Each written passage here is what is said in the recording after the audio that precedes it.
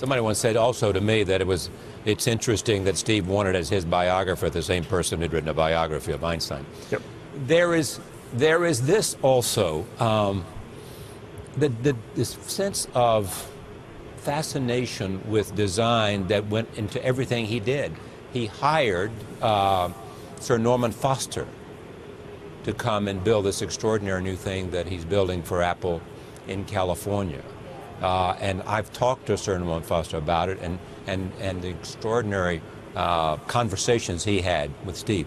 There is the building in New York City on Fifth Avenue, right at 59th Street, the Apple store there, where Steve, in a sense, had this huge, clear entrance into the building, which was below ground, and understanding the products. And he recently, in fact, as we talk, has been redesigning that and has been able to find some way that he could make it better at, somebody told me, at a cost about $30 to $40 million. But he wanted it done because in his mind it was better what they could do, because he or someone had developed some way of making that clear glass or whatever the product was even better. And for him to make it better so that the experience of going into the Apple store was better was enough for him. There is also this story about him, and someone that all of you know, John Doerr, told me this last week, that he went with Steve to a Sony store, and they happened to be having a camera display. And so he and Steve went and looked at the cameras, and John told me this story where Steve asked the salesperson, let me see this one, and he would take it up and look at it and turn it, and then he would take another camera and say, how about that one? And he would look at him, and he said to John Doerr, we could design a great camera. So there is almost a sense that is pervasive, this almost obsession to make sure that what is in his mind can be seen in actuality. You know, Eric, Charlie, you know I'll tell you a similar story on a smaller scale about those stores. The first Apple store happened to open in the Washington, D.C. suburbs, not far from where I live. And he flew out here, and they asked a bunch of reporters to come, and he gave a little press tour. And this shows why I'm not Steve Jobs, and I'm much dumber. I said to him, surely this is like one of, 10 or 11 stores. At the time, Sony had a very small number of kind of showcase stores, not like they do now, and Gateway had just closed its chain of stores. And so I just said to him, you're going to put 10 or 12 of these up right around the country? And he goes, looked to me like I was out of my mind. He said, no, we're in this for real.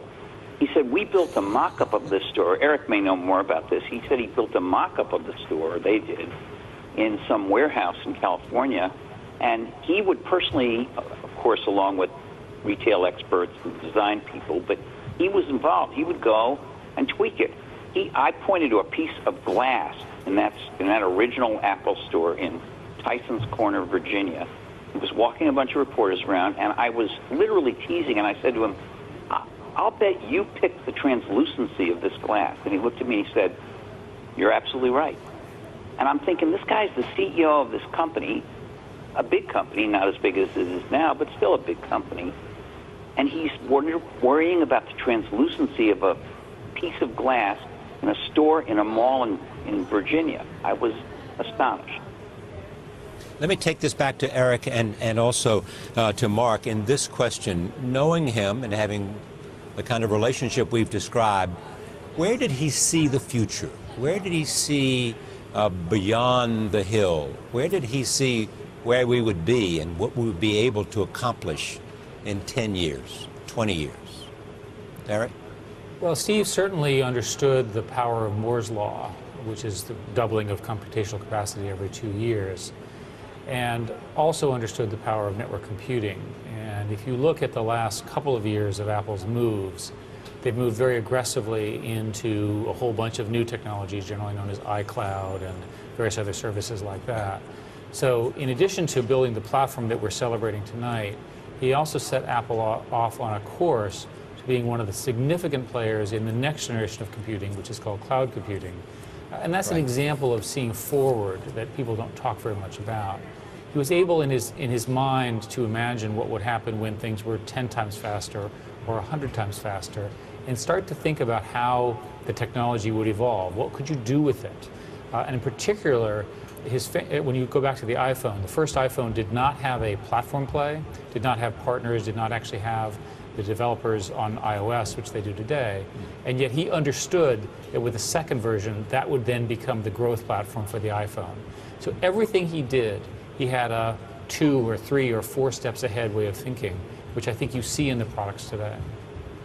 And the iPad, the original iPad didn't have a camera, did it? Well, it's actually important to note that the iPad, that all of the products that we've been talking about were heavily, heavily criticized when they came out. Most people believe that the iPad and tablet would be completely unsuccessful. There have been many, many attempts to doing a tablet.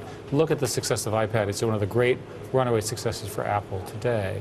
If you go back to the stores, and Walt talked about the first store, when the first store came out, it was hugely attacked as the stupidest decision ever made in America because he would undercut the channel.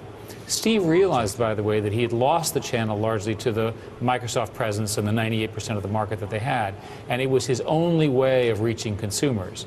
So the store solved 2 problems. It solved his need to talk directly to consumers, famously successful, but it also gave him more direct control of how he dealt with customers to build a platform which was then in decline, and he turned it around. Eric, I'm sorry, Mark, the idea of a closed system, was that simply part of the way he would look at things because he did not want to have and did not believe in an open system? He believed that he could design a system that would serve his ends best, that he had complete control of? So I think that's probably the wrong vocabulary. So in our industry, we use this vocabulary of closed versus open, and it's right. I think it's too simplistic, especially in this case.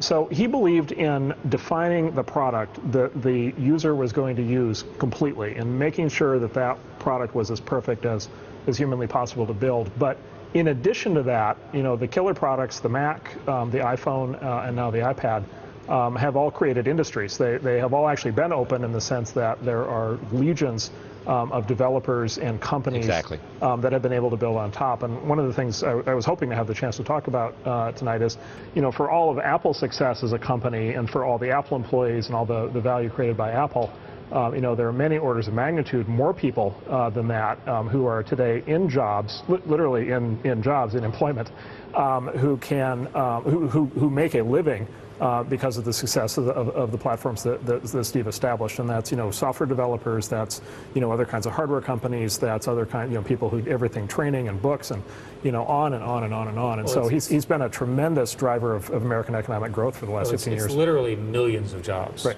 Yep.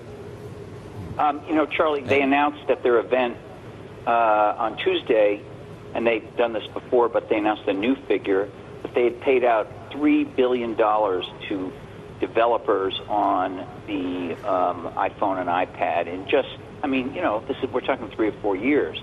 Obviously, Apple has made multiples of that. But to Mark's point, $3 billion spread up among a lot of much smaller companies is pretty significant. And